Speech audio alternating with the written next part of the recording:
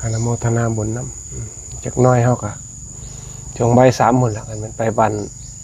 บ้านไปวัดป่าบ้านนนแค้นส่วนเสาเฮาก็อยู่ชั้นเขาอยู่ผู้ใดมีสิไปหาหมอมีกินหยังก็เฮ็ดไปเฮ็ดได้มีการคล้องสตินั่นน่ะสตินี่อาการมันก็คือแล่นไปมันแล่นออกไปจากแรงคือยังเพิ่นเปรียบไว้คือสระคือสอนคือลูกศรยิงออกไปจากคันธนูแหมสติเฮากันคันมันบ่แล่นบ่ทำงานบ่ตื่นตัวน่ะเฮาก็นั่งคิดอยู่หั่นน่ะเฮ็ดโจโลอยู่หั่นน่ะยายคนบ่มีสติคือจังได๋1คนหลับ2คนเมา3คนเป็นบ้า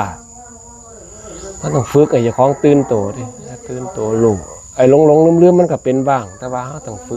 กบ่อยๆกันฝึกให้สติมันมีกำลังแล้วมันสิใช้ง่ายฝึกให้มันหูจักกายในกายนั่นน่ะสติปัฏฐาน4นั่นหูจักกายในกายนี่หูเมียดิว่ามันปวดมันเมื่อยมันหยังบ่แข้งขานี่ร่างกายมันอยู่ซื่อๆมันก็ปวดดิมันเกิดด้วยเวทนานั่นน่ะเฮาเบิ่งกายตัวละเอียดนี่คือเบิ่งลมมีสติเบิ่งน้ำตามเบิ่งมันดิเอาสตินี่ตามลงไปอย่าว่าไปหอดปอดไปหอดท้องพุ่นน่ะแล้วก็ไล่ออกมาบัดนั่นล่ะคือสตินี่คันเฮาฝึกบ่อันนั้นมันก็บ่มีกำลังนี่มันบ่มีความแข็งแรงหยังฝึกให้มันมีความก้าวหน้าให้มันเป็นเห็นพออยู่นั่นล่ะเฮ็ดแล้วมันก็คือยังเฮามาเฮ็ดท่านนี่ล่ะเฮ็ดให้มันอบรมถึงกันและกันน่ะนะเอามันระบายออกนั่นน่ะท่านเป็นทางระบายออกเอาศีลมาอบรมปัญญาสมาธิฝึกเอาสมาธิน่ะส่วนใหญ่เพิ่นเอาศีลฝึกสมาธินั่นน่ะฝึกสมาธิให้มันได้มันเกิดความสงบแล้วก็เอาสมาธิมาอบรมปัญญามันยังเกิดปัญญาแท้เด้เป็นไงกันนะความสงบบ่ถึงมันก็เป็นแต่ความจำนั่นแหละยายความจำกับความรู้บ่คือกันเด้ความจำนี่มันต้องท่องบ่อยๆอันใดที่เฮ็ดบ่อยๆนี่สติมันสิแล่นไปหาบ่คือความรู้ที่ความรู้มันต้องเกิดจากความสงบดิความรู้ที่พอออกจากปัญญาถ้าเราฝึกถูกต้องเนี่ยมันจังสิได้ดิคันเราเฮ็ดบ่เป็นก็บ่เฮาก็ใส่ตั้งแต่สัญญาซื่อๆนั่นล่ะเอาแต่ความ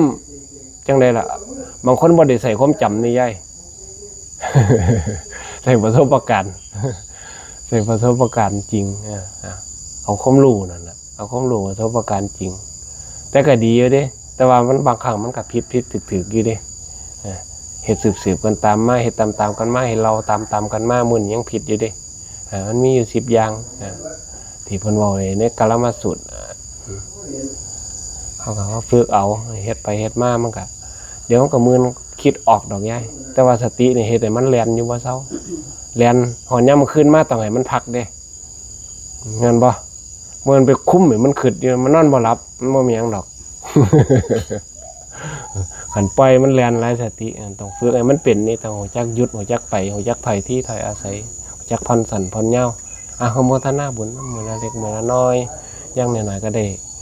ความรู้ในเรื่องของสตินั่นน่ะสติให้มันแล่นให้มันหยุดให้มันเกิดมันเป็น